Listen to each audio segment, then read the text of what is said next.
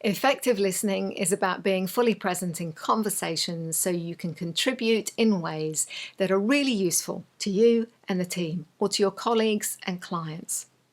Being present so you can listen effectively is a really important skill for leaders. So I'm going to cover good etiquette, including if you're chairing the meeting, how you can demonstrate your listening with posturing and visual cues and so on. But first, I'm going to start with the things that diminish your presence and therefore your ability to listen effectively.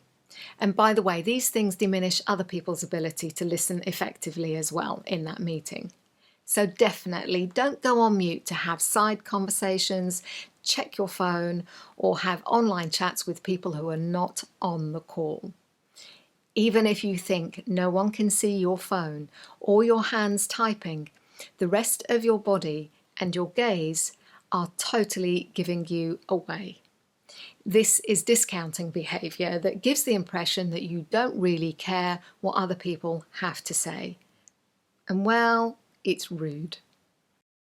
Equally distracting is turning your video on and off throughout the call, those full action segments of you moving around the room or house, the noise of you doing chores, or speaking with your laptop resting on your knees. Dizzy, nausea, and headache come to mind.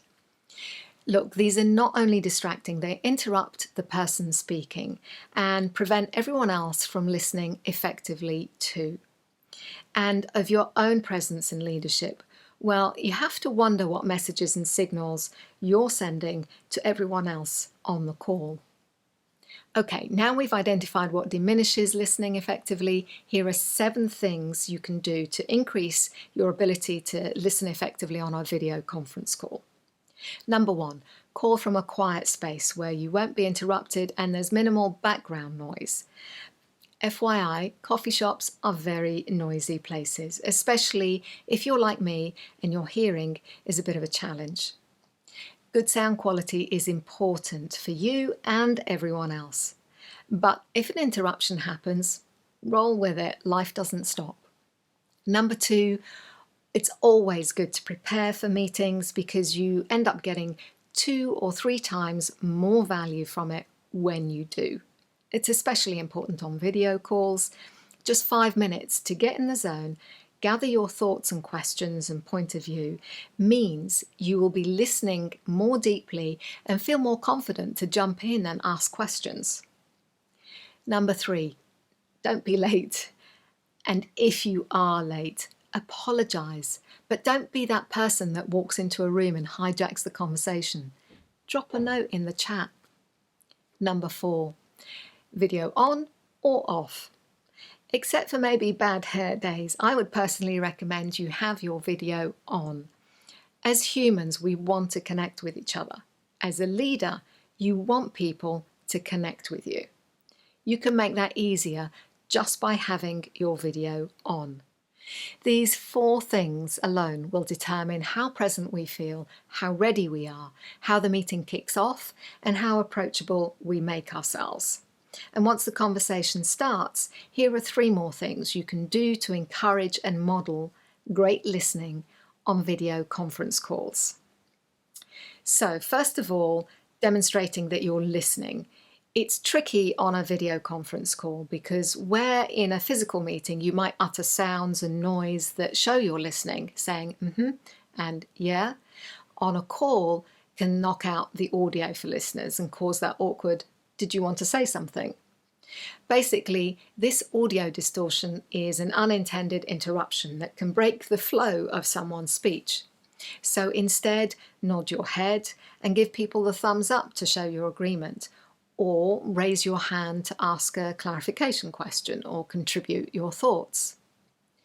Another way we can demonstrate we're listening is by changing our physical position instead of just sitting still and staring at a sea of faces on our screens. Staring at our screens is not the most natural way of engaging with each other.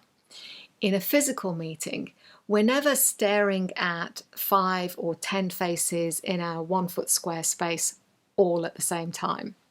So no wonder we adopt the frozen stare for much of the call. It's less exhausting and less weird than responding differently to every face. Plus, even if I'm looking at you, it doesn't look like I'm looking at you. So here's what you can do. Rest your eyes gently on the person speaking and shift your physical position in relation to what they're saying. So you can lean forward, put your hand on your chin, and so on. These are visual cues that tell the person speaking that you're listening deeply, you're interested. And finally, how we respond verbally is a clear indicator of how effectively we're listening. We don't have to respond every time, but what we do say and what questions we ask tells a whole lot about how well we're listening. There's lots more on questioning and responding, including when you disagree, in my other videos, so do check those out. One last thing to say on this is, if you're chairing the meeting, you need to be the guardian of this meeting space, making sure the call is conducive to good listening, that you model effective listening, and that you actively invite people who are showing high levels of interest to contribute. And it's absolutely your job as a leader to gently remind people at any time to minimize their distractions on the call out of respect for the speaker and everyone else, as well as ensuring the quality of the meeting time. If you like this video, do give it the thumbs up. Even better, share it with your team.